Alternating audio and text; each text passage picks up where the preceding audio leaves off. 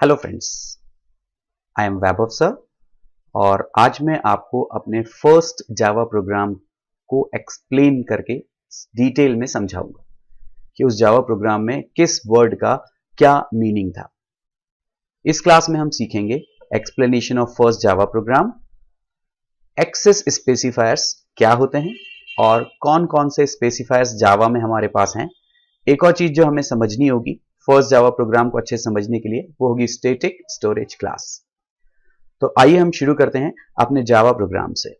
यह है हमारा पहला जावा प्रोग्राम। जैसे आप देख रहे हैं यहां पर हमने फर्स्ट नाम का एक प्रोग्राम बनाया था अपने पिछले वीडियो में, जिसमें हमने बिल्कुल सिंपल एक प्रोग्राम लिखा था जो कि रन करने पर इस आउटपुट स्क्रीन पर हेलो फ्रेंड्स प्रिंट करता है। चलिए इसमें हम एक एक चीज समझते हैं। सबसे पहले हम समझेंगे यहां पर ये जो क्लास है, क्लास एक कीवर्ड है जिसकी हेल्प से हम क्लास डिफाइन करते हैं। किसी भी क्लास को डिफाइन करने के लिए सबसे पहले हम क्लास कीवर्ड को ही यूज करते हैं। फर्स्ट क्या है? फर्स्ट एक आइडेंटिफायर है, या दूसरे शब्दों में कहें तो नाम है।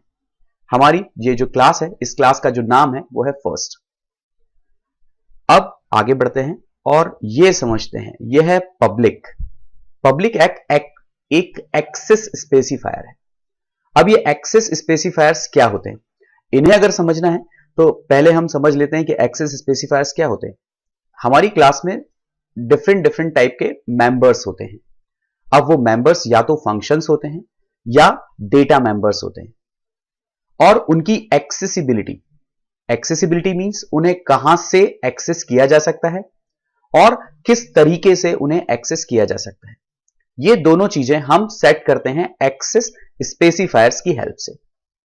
जब हम जावा की बात करते हैं तो हमारे पास कौन कौन से एक्सेस स्पेसिफायर्स हैं, ये देखिए यहां पर हमारे पास 3 एक्सेस स्पेसिफायर्स हैं। एक्चुअल में जावा में 4 होते हैं, फिलहाल मैंने 3 लिस्ट किए हैं। पहला एक्सेस स्पेसिफायर है पब्लिक, जो हमने अपने मेन फंक्शन के साथ यूज किया है। जो पब्लिक एक्सेस स्पेसिफायर होता है, या ऐसे मेंबर्स जिनके आगे हमने पब्लिक स्पेसिफाई किया हुआ है, तो ऐसे मेंबर्स जो होते हैं किसी क्लास के, इन्हें आप आपके प्रोग्राम में कहीं से भी एक्सेस कर सकते हैं।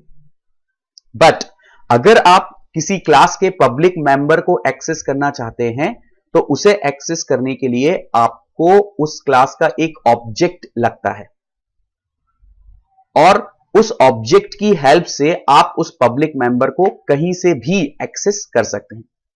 मान लेते हैं कि आपकी क्लास का कोई ऑब्जेक्ट है x, उस ऑब्जेक्ट की हेल्प से आप अपनी क्लास के पब्लिक मेंबर फंक्शन मेन को एक्सेस करना चाहते हैं, तो आप लिखेंगे x.main, तभी आप अपने पब्लिक मेंबर्स को एक्सेस कर सकते हैं। दूसरे होते हैं प्राइवेट मेंबर्स। जो प्राइवेट मेंबर्स होते हैं किसी क्लास के, वो जो प्राइवेट मेंबर्स होते हैं वो सिर्फ और सिर्फ क्लास बाउंड्रीज के अंदर ही एक्सेसिबल होते हैं। किसी भी क्लास के जो प्राइवेट मेंबर्स होते हैं उन्हें हम क्लास के बाहर से एक्सेस नहीं कर सकते। तो अगर आप चाहते हैं कि आपकी क्लास का कोई मेंबर ऐसा हो, कोई डेटा मेंबर या मेथड जिसे क्लास के बाहर से आप एक्सेस करने नहीं देना चाहते, तो आप उसे क्या स्पेसिफाई करेंगे? प्राइवेट। एक और स्पेसिफायर है जो पब्लिक से थोड़ा सा लीनियंट है, पब्लिक से थोड़ा हार्ड है पर प्राइवेट से थोड़ा लीनियंट है, और वो है प्रोटेक्टेड। जो आपकी क्लास के प्रोटेक्टेड मेंबर्स होते हैं वो क्लास में तो एक्सेस किए ही जा सकते हैं, जैसे प्राइवेट मेंबर्स किए जा सकते हैं, बट अगर आपकी क्लास को किसी दूसरी क्लास ने एक्सटेंड किया हुआ है, अगर वो आपकी क्लास की डिराइव्ड क्लास है, तो प्रोटेक्टेड मेंबर्स उस डिराइव्ड क्लास में भी एक्सेसिबल होते हैं। रही बात डिफॉल्ट स्पेसिफायर की, अगर हम किसी मेंबर के आगे पब्लिक, प्राइवेट या प्रोटेक्टेड स्पेसिफाई ना करें तो जावा उसे डिफॉल्ट स्पेसिफायर असाइन करता है। डिफॉल्ट स्पेसिफायर कुछ एक आपके पब्लिक मेंबर की तरह ही होता है, बट डिफरेंस तभी क्लियर होता है जब हम मल्टीपल पैकेजेस में काम करेंगे। जब एक से ज्यादा पैकेज हम बनाएंगे तभी हम पब्लिक और डिफॉल्ट के बीच में सही तरीके से डिफरेंशिएट कर पाएंगे। तो जब हम पैकेजेस पढ़ेंगे तो उस वक्त हम पब्लिक और डिफॉल्ट के बीच में डिफरेंशिएट करेंगे। तो मेरे ख्याल से आपको ये तीनों स्पेसिफायर समझ में आए। एक बार ब्रीफली मैं इसे रिवाइज कर देता हूं। पब्लिक ऐसे मेंबर्स होते हैं जो कहीं से भी एक्सेस किए जा सकते हैं, पर इन्हें एक्सेस करने के लिए आपको आपकी क्लास का एक ऑब्जेक्ट लगता है। प्राइवेट मेंबर्स ऐसे मेंबर्स होते हैं जिन्हें आप सिर्फ और सिर्फ क्लास में से ही एक्सेस कर सकते हैं। और जो प्रोटेक्टेड मेंबर्स होते हैं वो क्लास में और क्लास की डिराइव्ड क्लासेस से एक्सेस किए जा सकते हैं। तो मेरे ख्याल से आपको पब्लिक स्पेसिफायर समझ में आया। अगर हमने अपने मेन फंक्शन के आगे पब्लिक स्पेसिफायर लगाया है, इसका मतलब है कि हम ये चाहते हैं कि हमारे मेन फंक्शन को कोई भी हमारी क्लास के बाहर से भी एक्सेस कर पाए। बट अगर उसे हमारे मेन फंक्शन को एक्सेस करना है तो कंडीशन क्या है कि उसे हमारी क्लास फर्स्ट का एक ऑब्जेक्ट इंस्टेंशिएट करना होगा और उस ऑब्जेक्ट की हेल्प से डॉट लगा करके मेन फंक्शन को इन्वोक करना होगा। चलिए दूसरी चीज हम समझते हैं, यह है स्टैटिक। स्टैटिक एक स्टोरेज स्पेसिफायर है। जो स्टोरेज स्पेसिफायर स्टैटिक होता है, इसकी भी कुछ एक प्रॉपर्टीज हैं जो हमें समझ में आनी चाहिए। देखिए, स्टैटिक स्टोरेज क्लास, जो किसी भी स्टैटिक स्टोरेज क्लास होती है उसकी दो इंपॉर्टेंट प्रॉपर्टीज होती हैं। खास करके हम यहां डिस्कस कर रहे हैं स्टैटिक मेंबर फंक्शंस की प्रॉपर्टीज। पहली प्रॉपर्टी जो होती है किसी स्टैटिक मेथड या स्टैटिक फंक्शन की जो कि किसी क्लास में है, उसकी पहली प्रॉपर्टी होती है कि जैसे मैंने आपसे कहा कि अगर आपकी क्लास का कोई पब्लिक मेंबर फंक्शन है या पब्लिक मेंबर है तो उसे एक्सेस करने के लिए आपको क्लास का ऑब्जेक्ट डॉट मेंबर का नाम लिखना होता है। बट अगर आपकी क्लास में वो मेथड स्टैटिक मेथड है तो उस स्टैटिक मेथड को कॉल करने के लिए आपको किसी भी कॉलिंग ऑब्जेक्ट की जरूरत नहीं है। उस मेंबर को एक्सेस करने के लिए आपकी क्लास का नाम ही सफिशिएंट है। जो स्टैटिक मेंबर फंक्शंस होते हैं उन्हें एक्सेस करने के लिए आप केवल क्लास का नाम यूज कर सकते हैं। फॉर एग्जाम्पल, जैसे हमारी क्लास में हमने हमारे मेन फंक्शन को कैसा बना रखा है, स्टैटिक। क्लास का नाम क्या है, फर्स्ट। तो अब हमें इस पब्लिक मेंबर फंक्शन मेन को कॉल करने के लिए किसी ऑब्जेक्ट की जरूरत नहीं है।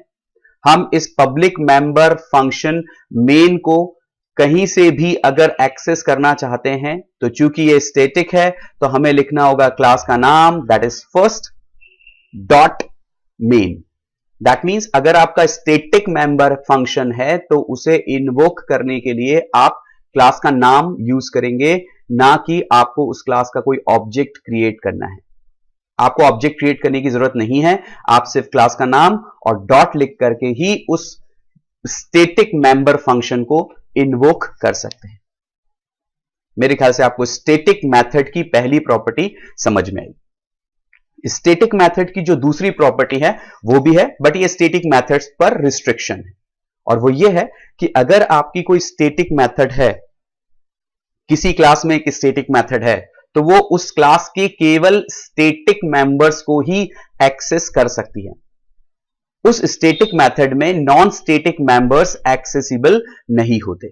हां, अगर आपको एक्सेस करना है नॉन स्टैटिक मेंबर को तो आपको वही काम करना होगा। आपको पहले उस क्लास का एक ऑब्जेक्ट बनाना होगा, देन उस ऑब्जेक्ट के बाद डॉट एंड डॉट के बाद उस नॉन स्टैटिक मेंबर को आप एक्सेस कर सकते हैं। आप सीधे किसी नॉन स्टैटिक मेंबर को स्टैटिक मेथड्स में से इन्वोक या यूज नहीं कर सकते। मेरे ख्याल से आपको स्टैटिक की भी दोनों प्रॉपर्टी समझ में आई। यहां पर हम देखते हैं कि हमने हमारे मेन फंक्शन के साथ स्टोरेज क्लास स्टैटिक लगाया हुआ है। तो जब कभी भी हमारे इस मेन फंक्शन को रन करने की बारी आएगी, और हमें पता है कि इस जावा प्रोग्राम को रन करने की रिस्पॉन्सिबिलिटी है जावा वर्चुअल मशीन की, जेवीएम की, तो उसे हमें सिर्फ और सिर्फ अपनी क्लास का नाम बताना होगा, बिकॉज मेन तो डिफाइंड है, मेन पहले से उसे पता है। तो हम जेवीएम को सिर्फ हमारी मेन क्लास का नाम बताएंगे, वो उस मेन क्लास का नाम डॉट मेन लिख करके हमारे किसी भी जावा प्रोग्राम को एक्सेस या उसका एग्जीक्यूशन स्टार्ट कर सकता है। यहां पर इस वॉइड का मतलब क्या है, ये जब भी हम फंक्शंस बनाते हैं तो function should return a value. अगर फंक्शन वैल्यू रिटर्न नहीं करता तो उसके आगे हमें वॉइड स्पेसिफाई करना होता है। तो मेन फंक्शन कोई भी वैल्यू रिटर्न नहीं कर रहा, इसलिए उसके आगे हमने वॉइड लिखा हुआ है। अभी नेक्स्ट आगे की चीजें समझने के लिए देखिए हमारे पास एक और स्लाइड है। देखिए बाकी की चीजें समझने के लिए हम यहां पर देखते हैं, ये जो स्ट्रिंग ARGS है ये हमारा कमांड लाइन आर्ग्यूमेंट है। हम कमांड लाइन आर्ग्यूमेंट्स को डिटेल में डिस्कस करेंगे अपनी नेक्स्ट क्लास में, क्योंकि कमांड लाइन आर्ग्यूमेंट जो है वो हमारे किसी मेन फंक्शन में कमांड लाइन से इनपुट भेजने का एक तरीका है। तो हम एक छोटा सा प्रोग्राम की हेल्प से सीखेंगे कि कमांड लाइन आर्ग्यूमेंट्स क्या होते हैं, जावा और सी प्लस प्लस के कमांड लाइन आर्ग्यूमेंट्स में क्या डिफरेंस होता है, वो हम अपनी नेक्स्ट क्लास में सीखेंगे।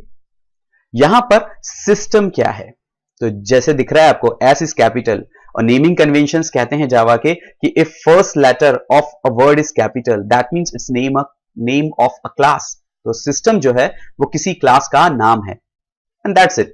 इट्स ट्रू, सिस्टम एक प्री डिफाइंड क्लास है जो कि java.lang पैकेज के अंदर है। आउट क्या है? आउट जो है, देखिए फिर से यहां पर स्टेटिक का यूज हो रहा है कि आउट जो है वो आपकी सिस्टम क्लास का एक स्टेटिक मेंबर है, राइट? जो आउट है वो आपकी क्लास का स्टेटिक मेंबर है, इसलिए मुझे आउट को एक्सेस करने के लिए सिस्टम क्लास का कोई ऑब्जेक्ट क्रिएट करने की जरूरत नहीं पड़ी। मैं क्लास का नाम, क्लास के नेम की हेल्प से उस स्टेटिक मेंबर को सीधे एक्सेस कर पा रहा हूं। जैसे सिस्टम में एक आउट है जिसकी हेल्प से हम कंसोल या प्रिंट स्क्रीन क्लास पर लिखेंगे, ठीक इसी तरीके से अगर हमें कंसोल से कोई वैल्यू रीड करनी है तो सिस्टम का एक और स्टेटिक मेंबर है जिसे हम कहते हैं इन, उसकी हेल्प से हम स्कैन करेंगे। पर फिलहाल आउट क्या है? Out is static member of system class. अब ये प्रिंट एलन क्या है? प्रिंट एलन डेफिनेटली जैसे आप सबको पता है कि ये एक फंक्शन का नाम है, और ये भी अगेन वन मोर टाइम, ये भी एक स्टेटिक मेथड है आपकी प्रिंट स्ट्रीम क्लास की। प्रिंट स्ट्रीम क्लास वो होगी जिसकी हेल्प से हम स्ट्रीम पर, फाइल्स पर, आउटपुट स्क्रीन पर प्रिंट कर पाते हैं, डिस्प्ले करते हैं। तो ये उस क्लास, एक predefined class print stream class की मेथड है, और ये जो प्रिंट स्ट्रीम क्लास है वो हमारे java.io पैकेज में पहले से डिफाइंड है। ये लास्ट में ये जो हमारे पास लिखा हुआ है ये क्या है? ये हमारे पास एक स्ट्रिंग आर्ग्यूमेंट है जो कि हमारे स्क्रीन पर जाकर के प्रिंट होगा। तो मेरे ख्याल से अब आपको इस पहले जावा प्रोग्राम के हर एक वर्ड का मीनिंग समझ में आ गया। ब्रीफली एक बार फटाफट हम इसे रिवाइज कर लेते हैं। क्लास एक कीवर्ड है, फर्स्ट हमारी मेन क्लास का नाम है, पब्लिक एक एक्सेस स्पेसिफायर है, इसके जैसे दूसरे और भी होते हैं, नहीं लिखे तो डिफॉल्ट, प्राइवेट हो सकता है, प्रोटेक्टेड हो सकता है। स्टैटिक एक स्टोरेज क्लास है जिसकी दो इंपॉर्टेंट प्रॉपर्टीज हैं, हमने स्टैटिक लगाया तो अब इस मेन फंक्शन को एक्सेस करने के लिए हमें सिर्फ क्लास नेम की जरूरत है। वॉइड रिटर्न टाइप है, कुछ रिटर्न नहीं कर रहा इसलिए हमने वॉइड लिखा हुआ है, इसकी जगह इंटीजर हो सकता है और कोई वैल्यू हो सकती है। मेन हमारे इस मेन मेथड का नाम है, उसमें ये स्ट्रिंग आर्ग्यूमेंट है। सिस्टम हमारी एक प्री डिफाइंड क्लास है जो java.lang पैकेज में होती है। आउट एक स्टैटिक मेंबर है आपकी सिस्टम क्लास का। प्रिंट एलन एक प्री डिफाइंड मेथड है प्रिंट स्ट्रीम क्लास की जो java.io पैकेज में है। हेलो फ्रेंड्स एक स्ट्रिंग आर्ग्यूमेंट है जो कि जैसा लिखा है वैसा के वैसा जाकर के स्क्रीन पे प्रिंट होगा। मेरे ख्याल से आपको ये पहले प्रोग्राम का डिस्क्रिप्शन समझ में आ गया है। अगली क्लास में, अगले वीडियो में हम पढ़ेंगे कमांड लाइन आर्ग्यूमेंट्स, और उसकी हेल्प से बिल्कुल सिंपल हम सीखेंगे कि कैसे हम कमांड लाइन आर्ग्यूमेंट्स पास कर सकते हैं और उसे हम एक इनपुट सोर्स की तरह यूज कर सकते हैं। हम ये भी सीखेंगे कि कैसे हम C++ में कमांड लाइन आर्ग्यूमेंट्स पास करते थे, उन्हें लगाते थे, और जावा में क्या डिफरेंस है। अगर आपको वीडियो पसंद आया है तो आप लाइक कीजिए, सब्सक्राइब कीजिए। इस तरीके के और भी कई सारे वीडियोस और बेसिक्स के लिए थैंक्स फॉर वॉचिंग।